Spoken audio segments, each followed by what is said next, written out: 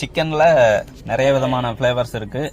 என்னென்னா உதாரணத்துக்கு Karaikudi chicken, Chettinad chicken, அப்புறம் பிச்சு போட்ட கோழிக்கறி, புல்லட் சிக்கன், இது மாதிரி ஏகப்பட்ட ஃப்ளேவர்ஸ் இருக்குது.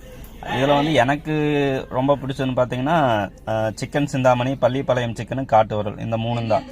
இந்த மூணுமே கொங்கு வட்டாரத்தில் ரொம்ப ஃபேமஸ்ஸு, ரொம்ப சிறப்பாகவும் இருக்குது சாப்பிட்றதுக்கு. என்னென்னு பார்த்தீங்கன்னா இந்த மூணுத்துக்குமே பெரிய அளவிலலாம் பொருட்கள் தேவையில்லை.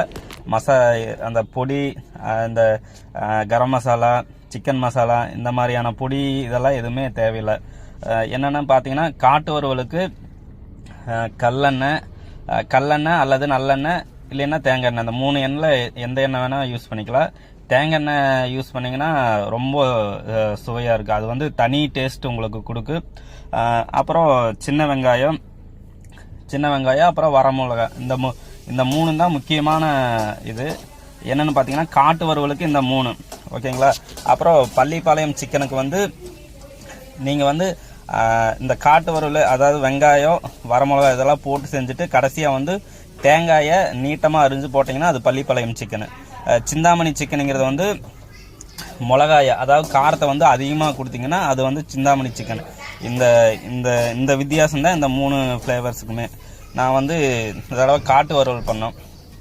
என்னென்னு பார்த்தீங்கன்னா இது 1 கிலோ சிக்கன் எடுத்து அந்த 1 கிலோவுக்கு வந்து 1/2 கிலோ வெங்காயம், சின்ன வெங்காயம் நல்லா அரிஞ்சு, வெங்காய தோலெல்லாம் உரித்து அதை வந்து 2 அரிஞ்சுக்கணும். ஏன்னா 2 அரிஞ்சிட்டிங்கன்னா அது உங்களுக்கு வந்து வேகிறதுல வந்து ஈஸியாக வெந்துடும்.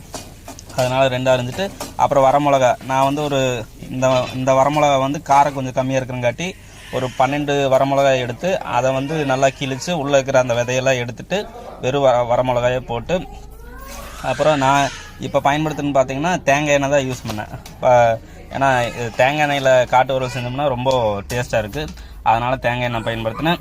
போட்டு நல்லா ஃபஸ்ட்டு எண்ணெய் ஊற்றி அதில் அப்புறம் வெங்காயத்தை போட்டு நல்லா வதங்கினதுக்கப்புறம் மாநிறமாக வந்ததுக்கப்புறம் வரமிளகாய் போட்டு நான் அதையும் நல்லா வணக்கி விட்டு, அதுக்கப்புறம் சிக்கனை போட்டு கொஞ்சம் நேரம் ஒரு 10 நிமிஷம் நல்லா வேக விட்டு அதில் தேவையான அளவு தண்ணி, உப்பு போட்டு நல்லா மூடி வச்சிட்டிங்கன்னா அது கொஞ்சம் நேரம் கழித்து அது அப்படியே வெந்து அந்த தண்ணி பூரா சுண்டிட்டு நீங்கள் உங்களுக்கு எந்த அளவு தேவையோ அந்த அளவுக்கு வரும்போது நீங்கள் வந்து இறக்கி வச்சுட்டு சாப்பாட்டில் போட்டு பிசைஞ்சு சாப்பிடலாம்.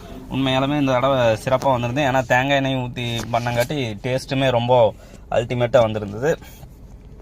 சாப்பாட்டுக்கு சாப்பிட்றப்போ ரொம்ப சிறப்பாக இருந்துச்சு. கண்டிப்பாக நீங்கள் ட்ரை பண்ணி பாருங்கள். நீங்கள் வந்து தேங்காய் எண்ணெய் ஊற்றி சமைச்சு பாருங்கள், ரொம்ப சிறப்பாக இருக்குது. நன்றி.